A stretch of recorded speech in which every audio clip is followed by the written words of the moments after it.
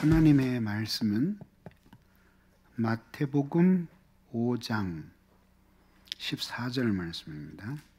14절 말씀을 우리 모두 함께 읽어보겠습니다. 시작. 너희는 세상의 빛이라. 산 위에 있는 동네가 숨겨지지 못할 것이요. 아멘.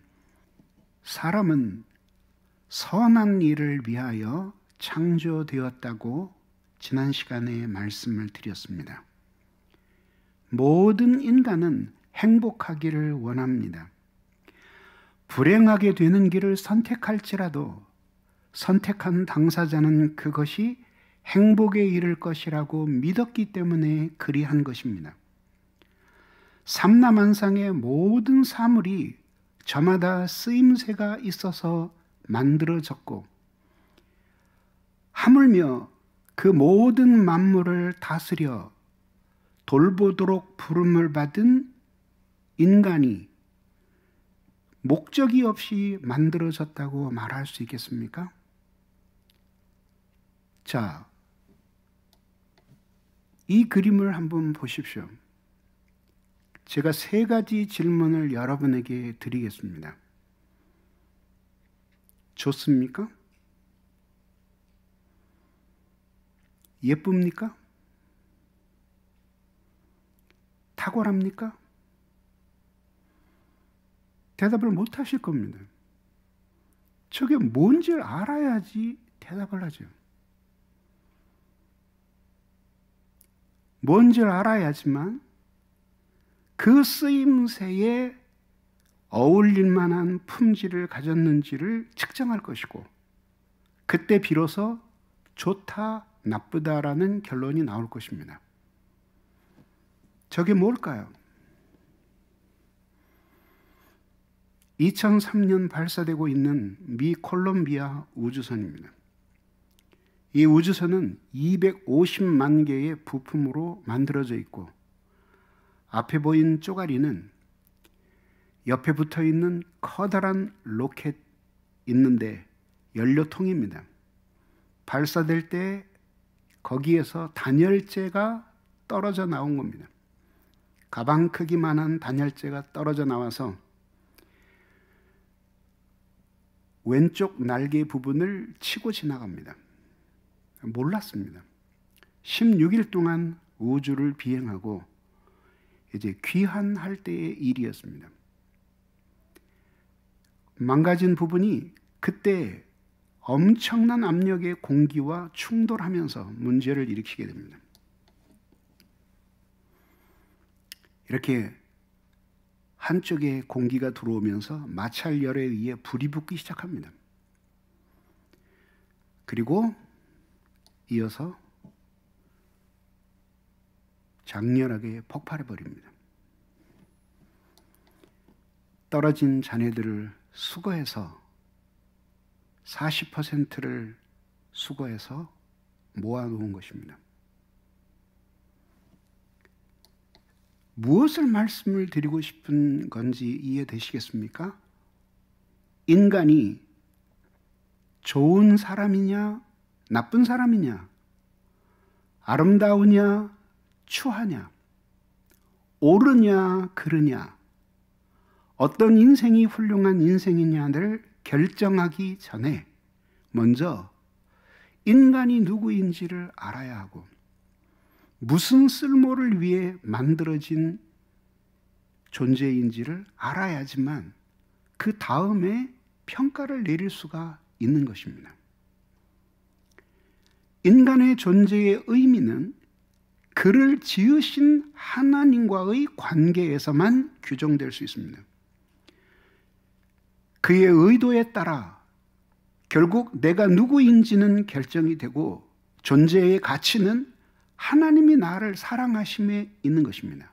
나를 사랑하시고 나더러 당신을 사랑하라고 명령하시기 때문에 나는 비로소 존엄한 존재가 된 것입니다.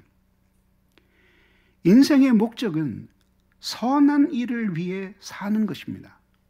인간을 만드신 그분이 그렇게 지정하셨습니다. 그것을 따르는 사람들은 행복하게 하시고 그 목적을 거스려 사는 사람들은 불행하게끔 그렇게 규칙을 정해 놓으신 것입니다.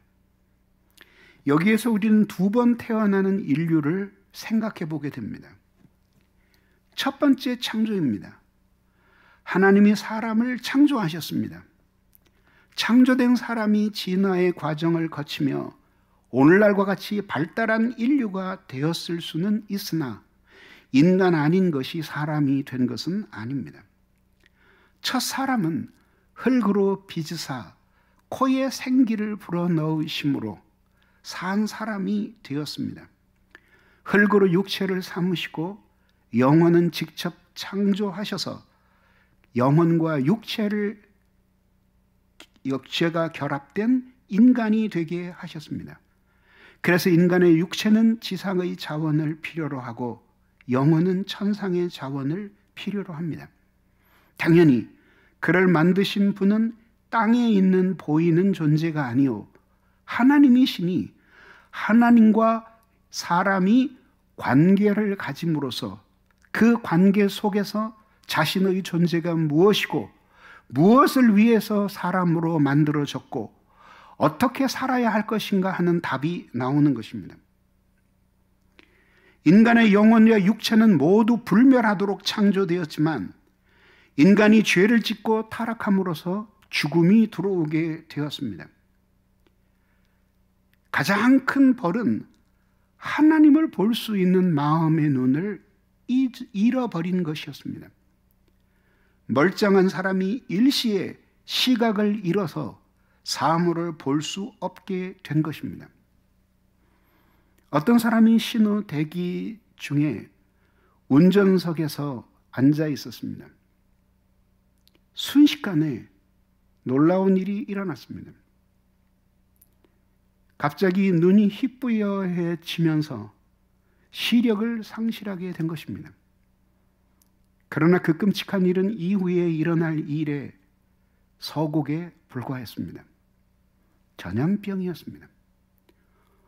온 도시의 사람들이 전염되고 전염되면서 눈이 머는 질병에 걸리게 되어서 도시에 사는 사람 모두가 눈먼 사람들이 된 것입니다. 1998년도 노벨 문학상을 수상한 포르투갈의 작가 주제 사라마구의 눈먼 자들의 도시입니다. 307쪽에서 작가는 이렇게 말합니다. 눈먼 사람에게 말하라.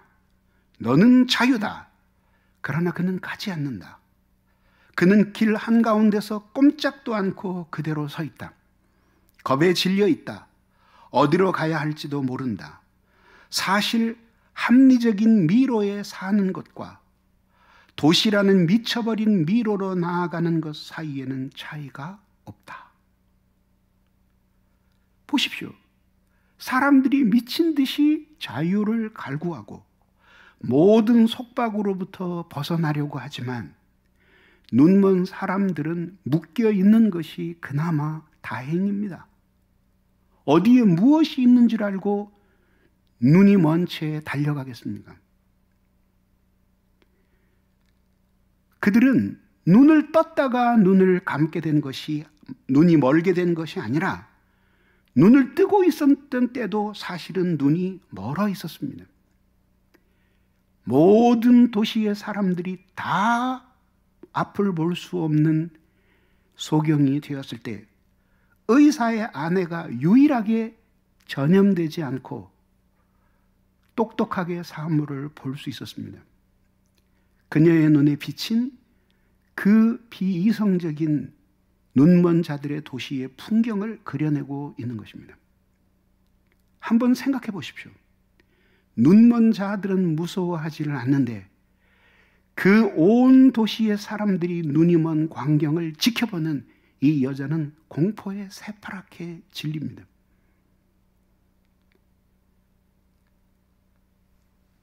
자기가 무엇인지를 규정해주는 근거를 인간은 잃어버렸습니다.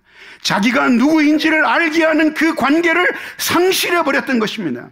그래서 자신의 존재의 이유도 자신의 인생의 가치도 삶의 목적도 규정할 수가 없게 되었으니 자유를 찾아서 모든 속박으로부터 벗어나려고 몸부림치면 몸부림칠수록 거기에는 더 큰 속박이 기다리고 있으니 속박된 채 살 수도 없고 자유를 찾아서 뛰쳐나갈 수도 없는 가련한 존재가 된 것입니다. 인류 역사의 철학 같은 학문은 그에 대한 대답을 세계 안에서 찾으려 하는 노력이었고, 종교는 그 대답을 보이는 세계 바깥에서 찾을 수 있다는 신념에서 비롯된 것이었습니다. 자기의 존재의 근원이 하나님인데 그분을 떠난 인간이 어디서 자기를 찾을 수 있다는 말입니까? 그리고 어디서 자신의 존재의 가치를 확인할 수 있다는 말입니까? 이게 바로 하나님을 떠난 인간의 모습입니다. 그러나 그대로 있을 수는 없지 않습니까? 무엇인가라도 하지 않고는 살 수가 없기 때문입니다. 쾌락과 오락에 빠져서 취한 듯이 인생을 살 것인가? 성찰하고 인생에 대해 생각함으로 이제라도 늦지 않았으니 갈 길을 찾을 것인가? 여기에 우리의 인생의 문제가 달린 것입니다. 그래서 이 설교는 평범하게 살아가는 여러분들의 인생살이의 긴급 동의와 같은 것입니다. 모든 것을 멈추고 이 설교를 들으십시오.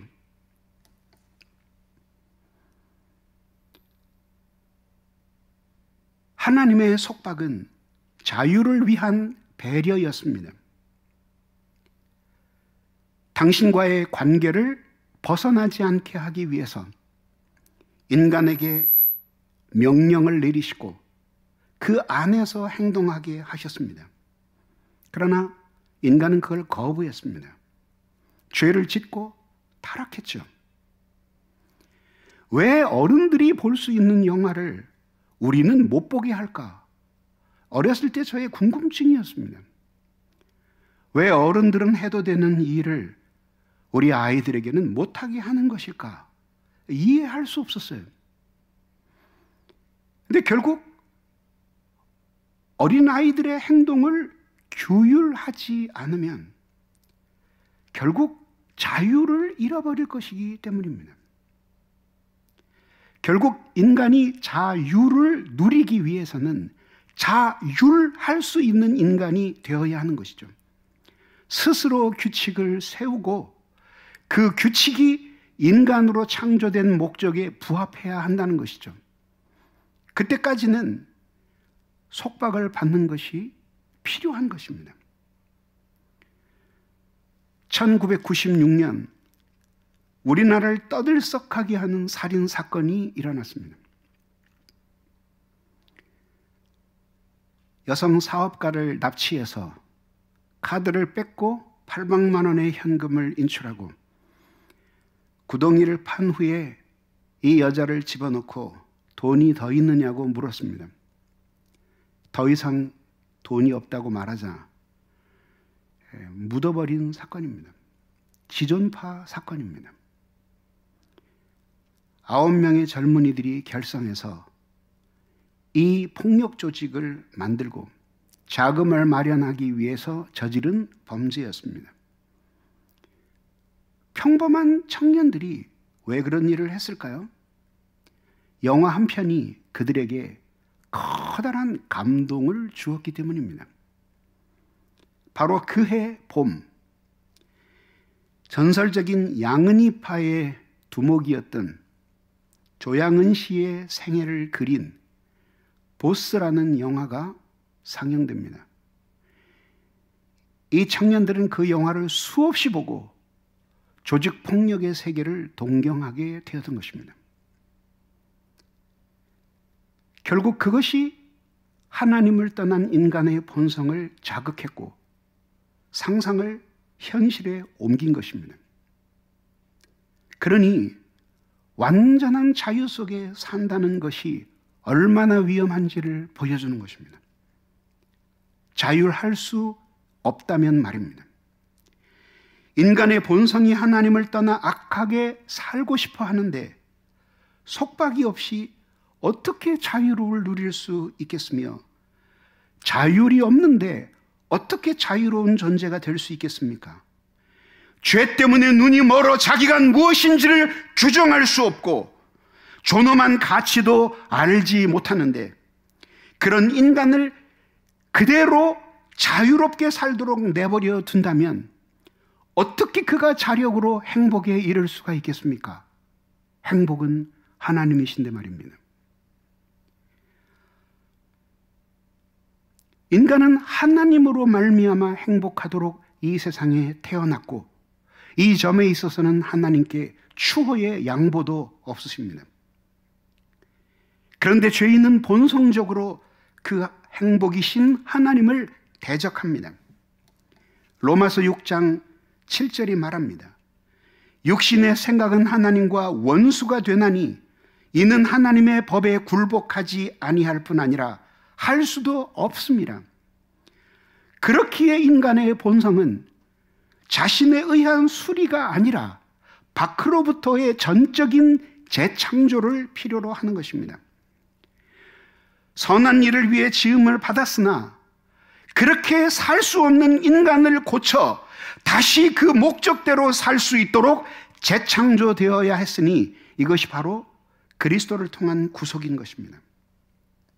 자기가 죄인인 것과 하나님의 아들 예수 그리스도께서 자기를 위해 십자가에 못 박혀 죽으신 것으로 부활하신 것을 믿을 때 하나님이 그 영혼을 살리십니다. 죽었던 영혼을 살리십니다. 죄를 용서하시고 다시 성령을 부어주셔서 하나님을 사랑하는 마음을 갖게 하십니다. 선한 본성을 새롭게 창조하시고 원래 자신을 창조하신 하나님의 목적을 기쁨으로 받아들여 살게 하시는 것입니다. 첫 창조의 인류는 아담을 머리로 하고 재창조의 인류는 예수를 머리로 하는데, 아담의 후손은 피로 연결되고 예수의 후손은 영으로 연결되는 것입니다. 하나님을 알고 사랑하는 새 본성을 신자에게 주십니다. 이로써 땅에 매였던 인간의 마음은 하늘로 상승하게 되고, 하늘로 상승한 마음은 다시 하강하면서 모든 사물들의 질서가 무엇인지를 받아들이게 됩니다.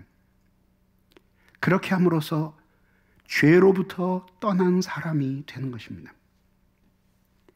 이런 사람을 고린도후서에서 이렇게 말합니다. 그런즉 누구든지 그리스도 안에 있으면 새로운 피조물이라. 보라, 이전 것은 지나갔으니 보라, 새 것이 되었도다 라고 말입니다.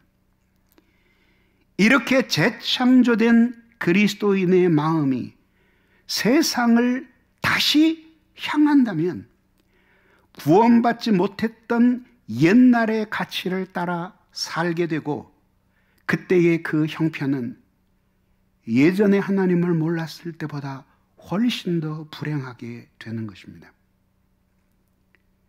그러면 그리스도인들은 어떻게 살아야 할까요? 도대체 그리스도인들은 누구일까요? 그는 다른 사상과 다른 삶의 방식을 가진 사람입니다. 예전에 세상을 바라보던 견해와 아주 다른 견해를 우리 주 예수 그리스도의 복음 때문에 갖게 된 사람이고, 예전에 살았던 삶과는 전혀 다른 방식으로 하나님 사랑 때문에 사람들을 사랑하고 자연의 모든 만물들을 선의로 대하면서 살게 된 사람입니다. 그 삶의 중심은 진리와 사랑입니다. 그럼 그리스도인은 누구일까요? 신자는 용서받고 재창조된 사람입니다. 그의 몸은 여전히 세상에 속해 있지만 그의 영은 이미 하나님의 나라에 속한 사람입니다. 하나님의 통치를 받는 사랑의 사람입니다. 그래서 신자는 세상 나라를 진리와 사랑으로 정복하도록 부름을 받았습니다. 땅을 정복하라, 그 위에 충만하라, 번성하라 하셨던 그 계명을 다시 이어받으면서 영적으로 그런 삶을 살도록 부름받은 사람입니다. 세상에 살고 있으나 하나님을 거스르는 이 세상의 질서에 항거하고 이 세상이 하나님이 창조하시고 다스리는 세상답게 되도록 변혁하며 살도록 부름을 받은 것입니다.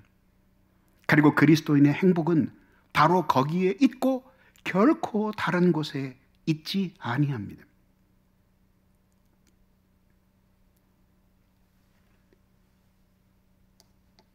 첫 번째 생각해 볼 사람은 수능적인 그리스도인입니다. 세상에 항거하고 변혁하는 대신 타락한 문화에서 꿀 빨아먹으며 사는 환경 수능적인 그리스도인들입니다. 이런 사람들은 명목상의 신자일 것입니다. 교인이라는 이름은 가졌으나 내면은 결코 신자가 아닙니다. 마음은 여전히 세상 사람이고 단지 자신이 기독교 문화 속에서 산다는 것으로 위안을 받으며 사는 사람이 바로 이런 사람들입니다. 하나님이 아니라 자기를 사랑하는 사람들이고 예수 믿는 것조차 자기가 행복하기 위해서 예수를 믿는 것입니다. 하나님이 지정하신 행복이 아닌 하나님이 지정하지 않은 행복을 위해서 말입니다. 당연히 그는 경건의 비밀을 모릅니다. 그분 때문에 행복한 것이 무엇인지 모르는 사람입니다. 사고방식과 삶이 여전히 육적인 목표에 매여 있습니다. 그가 가장 원하는 바는 개인적인 평안과 물질의 풍요함입니다. 죄에 지는 그리스도인도 마찬가지입니다. 이 사람은 구원받은 신자일 수도 있습니다. 그러나 현실에 있어서는 늘 죄에 지는 삶을 살아갑니다. 머리로는 그분이 누구인지를 알고 혹은 그분의 사랑을 한때 경험했을 수도 있지만 지금은 하나님의 사랑의 품을 멀리 떠났고 생명과 성령의 법을 거스르며 살고 있기 때문에 사실상 그 생명의 법이 내면의 세계에서 거의 중단된 사람입니다.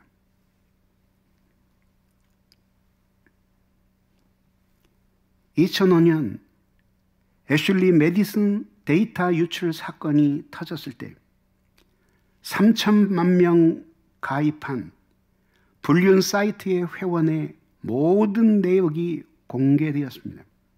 놀라운 것은 엄청나게 많은 종교인들, 종교 지도자들이 그 명단 속에 있었습니다. 어떻게 이런 일이 있을 수 있느냐고 기자가 물었더니 그 담당자가 이렇게 말했습니다. 종교요? 아무 상관없습니다. 하루에 한 번 기도하든 3번 기도하든 그 기도의 횟수와 이 사이트를 이용하는 것 사이에는 아무런 연관관계가 없습니다.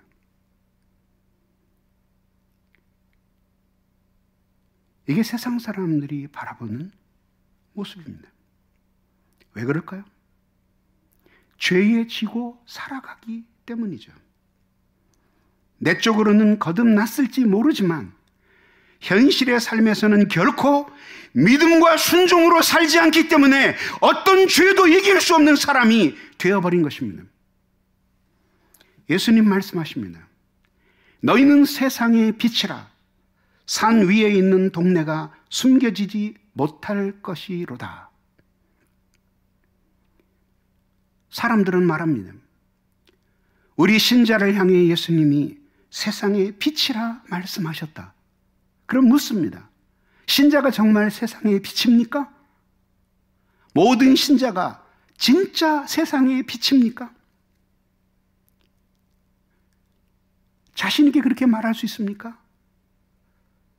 심지어 이 세상의 어두움에 어두움을 보태는 그리스도인도 과연 빛이라고 말할 수 있습니까? 윤리적으로 타락하고 도덕의 수준이 불신자에도 미치지 못하는 그리스도인이 정말 빛이라고 말할 수 있습니까? 무지몽매하기가 이를 데 없고 무당만도 못한 신관을 가지고 있는 그 사람이 과연 비칠 수 있습니까? 우리는 가슴에 손을 얹고 결코 그럴 수 없다는 사실을 압니다. 저는 여기서 너희는 세상의 빛이라고 말할 때 이것이 모든 예수 믿는 사람을 향한 말이라는 해석에 추호도 동의하지 않습니다. 그럼 뭘까요? 여기서 너희란 무엇일까요? 문맥을 보면 분명해집니다. 예수님이 마태복음 5장 3절부터 산상수훈을 설교하십니다. 입을 열어서 첫 번째 선포한 산상수훈 설교의 시작이 하나님의 나라의 백성이 누군가 하는 것이었습니다. 심령이 가난한 자는 복이 있나니, 애통하는 자는 복이 있나니, 온유한 자는 복이 있나니, 의에 줄이고 목마른 자는 복이 있나니 등등 팔복을 말씀하셨습니다. 무엇을 소유하고 있는 상태를 말한 것이 아니라 그 사람의 인격적인 상태를 말하고 있는 것입니다. 그 사람이 그런 내면의 질을 가지고 있는 사람입니다.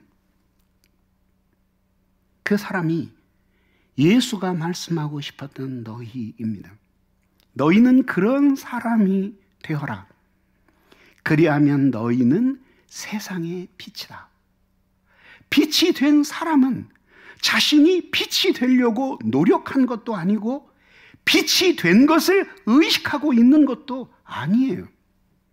그냥 예수 그리스도를 통해 하나님을 알고 그분을 사랑해서 하나님의 성품을 담기를 간절히 바라는 사람입니다. 하나님의 현재적인 통치를 받고 있는 사람입니다. 이게 천국 백성의 인격적인 특징입니다.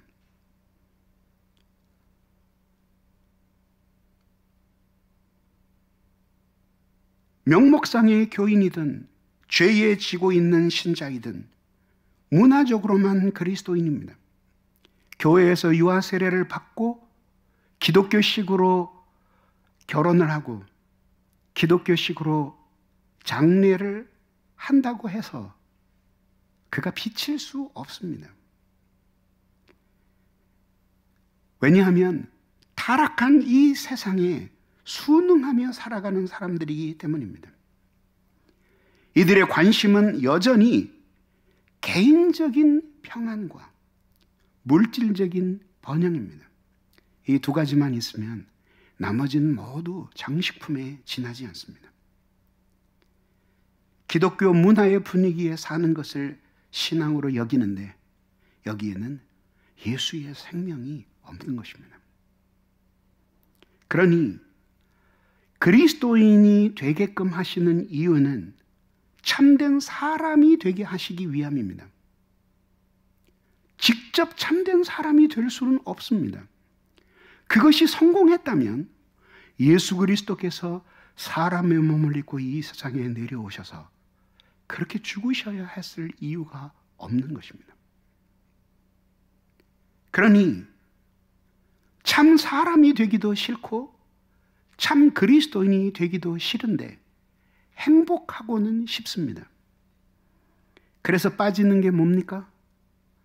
멋부리는 방, 멋방, 먹는 방, 먹방, 벗을 만나서 수다 떠는 방, 벗방, 좋은 것 찾아 놀러 다니는 갈방, 수많은 방들이 사람의 마음을 잡아끄는데 저는 이게 현대인의 신종 마약이라고 생각합니다.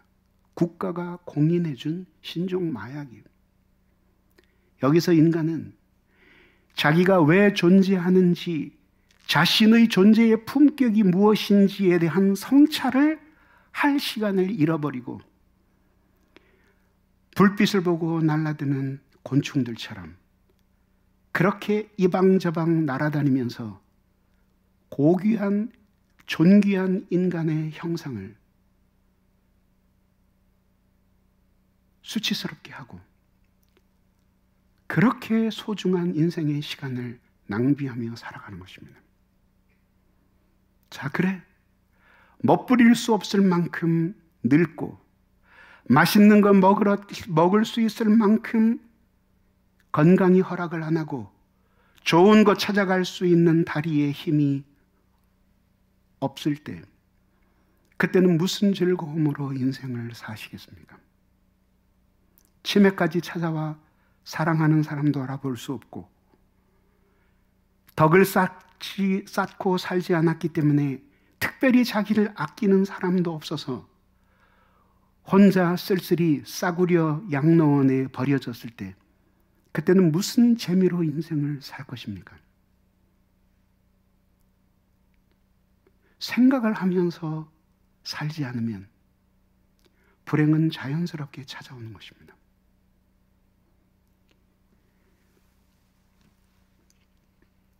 그 다음 사람들이 있습니다. 변혁적 그리스도인들입니다. 이 사람이 성경적인 그리스도인입니다. 이들은 세상의 사조와 문화를 모두 외면하지 않습니다. 그러나 꿀 빨아먹듯이 매달리지도 않습니다. 모든 세상의 사조와 문화를 엄밀하게 비판적으로 수용합니다. 주님의 뜻에 거스르는 것과 싸우고 그것을 변혁시켜 하나님이 창조하신 세상다운 세계를 만들고 싶어 합니다. 그들은 경건을 추구합니다. 그리스도 예수를 본받고 싶어 합니다. 그분을 삶의 구세주일 뿐만 아니라 참 인간으로 살았던 최고의 모범으로 여깁니다. 이런 참된 그리스도인이 추구하는 것은 힘의 모범이 아니라 모범의 힘입니다. 참 아름다운 삶을 삶으로써 사람들에게 선한 영향을 끼치는 사람이 되기를 원하는 것입니다. 몇 푼 안 되는 돈, 한 줌밖에 안 되는 아름다움과 혹은 권세를 가지고 휘두르면서 사람들의 가슴에 상처기를 내지 않습니다. 자기만이 아니라 모든 인류가 하나님 때문에 행복한 삶을 살기를 갈망합니다. 모든 사람을 사랑하나 그 사람들 안에 있는 악은 철저히 미워합니다. 개인적으로 선한 삶을 살 뿐만 아니라 사회 악의 구조적인 모순에 저항하고 변혁하는 보람에 삽니다. 현대문화 속에 살고 그중 어떤 것들을 즐기기는 하지만 그것에 취해서 자기의 소명을 잃어버리지는 않는 사람입니다. 이런 사람들의 삶은 하나님과의 평화를 누리고 영적인 부요한 삶을 살면서 그 모든 것들을 무기 삼아 전투적인 삶을 사는 것입니다. 사상적 전투입니다. 하나님이 창조하신 이 세계를 바라보는 비성경적인 사상과 싸우며 우리들이 믿는 참된 사상이 정말 더 아름답고 인류의 행복에 이바지한다는 것을 입증하기 위해 싸웁니다. 부도덕과 비윤리가 판치는 세상에서 윤리적인 삶을 살기 위해 전투합니다. 모든 사람들이 다 부러워하는 가치를 휴지처럼 버릴 수 있고 모든 사람들이 내다버린 소중한 것을 가슴에 끌어안고 눈물을 흘릴 수 있는 사람입니다. 이 사람 속에도 역시 악한 삶을 살고자 하는 욕망이 있기 때문에 매일매일 말씀 앞에서 짝퉁인 자신과 명품인 자신 사이의 투쟁을 경험합니다. 자신의 힘으로 충분히 이길 수 없기에 예수여 나를 도우소서 기도하며 윤리적인 삶을 살아갑니다. 이 모든 싸움이 단지 사상과 윤리의 싸움일 뿐만 아니라 신령한 전투라는 것을 압니다. 그래서 그의 씨름은 혈과 육에 속한 것이 아니요 정사와 권사와 이 세상의 어두움 주관자들과 하늘에 대한 것임을 알기 때문에 그는 신령한 전투에 자신을 바칩니다. 이를 위해서는 세상의 자원이 아니라 하늘을 가르고 내 마음속에 임하는 신령한 자원이 필요하기 때문에 그는 매일 기도하고 매일 말씀으로 매일 하나님 사랑으로 자기를 이기며 하늘나라의 무기로 공급받으며 이 싸움을 치르는 것입니다. 거듭난 신자는 이 선한 삶으로서 행복에 이를 수 있습니다. 다른 삶을 꿈꾸는 것만으로도 불행에 발을 들여놓은 것이고 행복으로부터 멀어지는 것입니다. 수많은 앞서간 인류가 행복이 무지개와 같다고 노래했습니다. 여기 있는가 보다 하고 달려가 보고 나면 사실은 신기루에 불과했다는 것이죠. 진리는 그 신기루를 걷어내고 참된 것을 보게 하는 힘을 주고 하나님을 향한 사랑은 그렇게 깨달은 바대로 살아갈 수 있는 능력을 주는 것입니다. 행복의 근원은 하나님이십니다. 다른 데서 행복을 찾으려고 할 때 행복해지고자 하는 그의 의도와는 상관이 없이 불행에 이르게 됐는데, 다른 데서 행복을 찾으려 할 때 인간의 내면 세계에서는 온 정신이 찢겨 분열이 일어나고 감당할 수 없는 어마어마한 에너지를 쏟게 되어서 자기 이외에 누구도 사랑할 수 없게 되고 마지막에는 자신조차 사랑할 기력이 남지 않게 되는 것이니, 이것이 바로 대부분의 인간이 떨어지는 불행의 상황입니다. 이 전쟁은 너무 냉혹한 전쟁이기 때문에 낭만과 감성으로 치를 수 있는 전쟁이 아닙니다. 있는 것은 있는 것이고 없는 것은 없는 것입니다.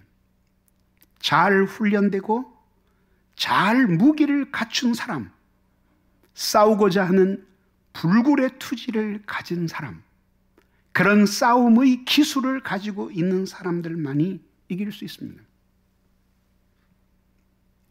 시오노 나나미는 로마인 이야기에서 요세푸스를 인용하면서 로마가 번성했던 시절에 그 국가적인 번성과 군인이 어떤 관계에 있었는지를 이렇게 설명했습니다.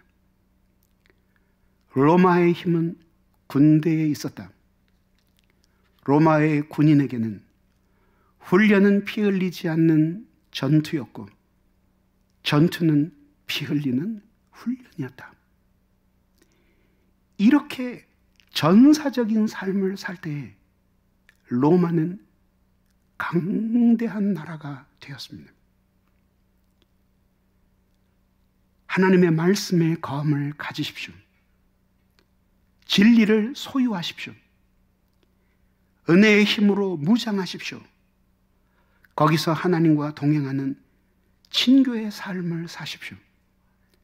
사랑으로 세상을 끌어안고 진리의 빛으로 어두운 사람들을 인도하는 안내자가 되는 것, 거기에 우리의 행복이 있다는 사실을 믿으시기를 바랍니다. 말씀을 맺으려고 합니다. 인간은 선한 일을 위해 창조되었습니다.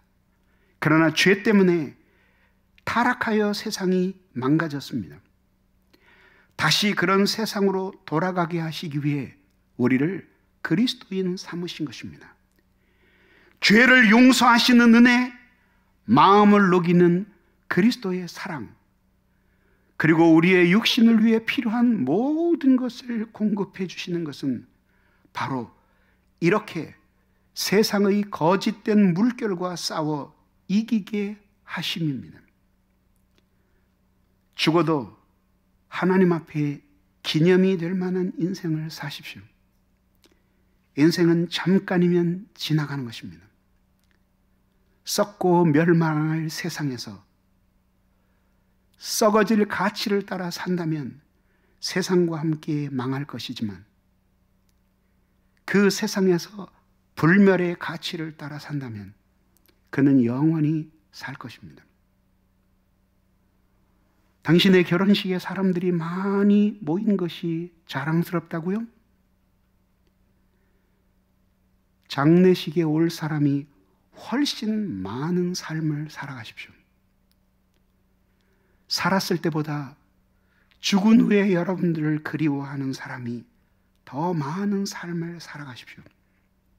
이것이 진정한 행복에 이르는 길입니다. 기도하겠습니다.